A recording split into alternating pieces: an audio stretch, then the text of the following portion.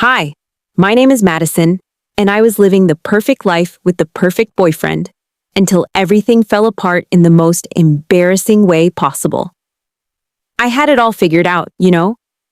I was the head cheerleader at Westfield Academy, dating the star quarterback Jake Morrison, and my social media was blowing up with brand deals left and right.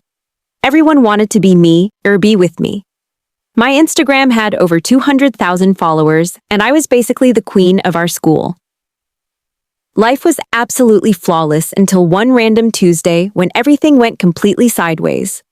I was sitting in my usual spot at lunch with my squad when Jake walked over looking all nervous and sweaty. He never looked nervous about anything, so I immediately knew something was wrong.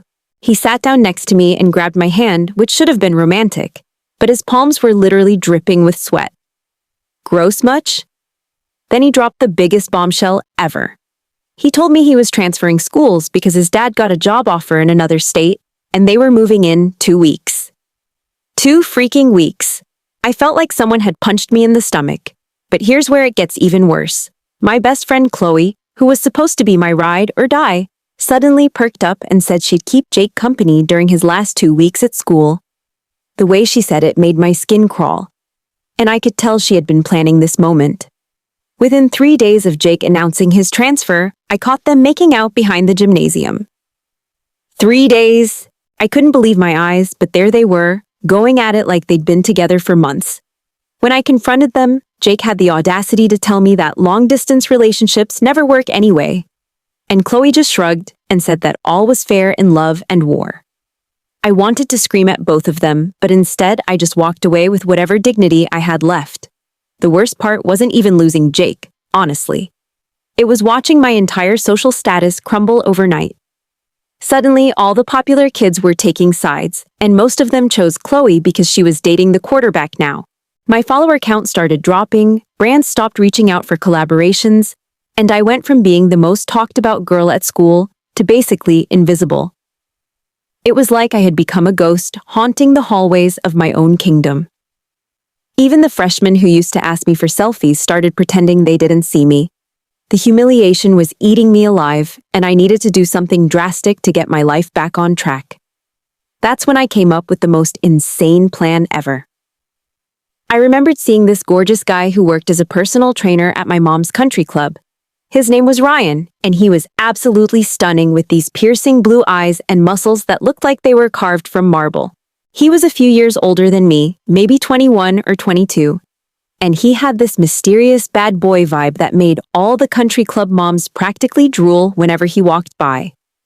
I figured if I could get someone like Ryan to pretend to be my new boyfriend, I could show everyone at school that I had upgraded big time. So I marched up to him during one of his training sessions and basically interrupted him mid-workout. He looked at me like I was completely insane, which honestly I probably was at that point.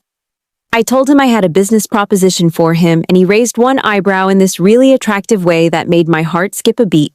When I explained that I wanted to hire him to be my fake boyfriend, he actually started laughing. Not just a little chuckle either, but full-on belly laughing like I had just told him the funniest joke in the world.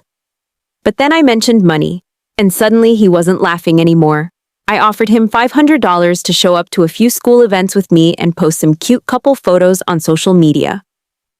His eyes lit up when I said the amount, and I could tell he was actually considering it. After thinking about it for like 30 seconds, he agreed, but with one major condition. He said we needed to have a contract with clear boundaries because he wasn't about to get involved in any real drama. Looking back, hiring Ryan to be my fake boyfriend was simultaneously the best and worst decision I ever made. Sure, I got my social status back, and Jake definitely regretted his choices, but I also learned that real relationships can't be bought or staged for social media. The whole experience taught me that sometimes the most unexpected connections happen when you least expect them. If you've ever been betrayed by people you trusted or felt like your world was falling apart, just remember that sometimes the craziest plans lead to the most amazing outcomes you never saw coming.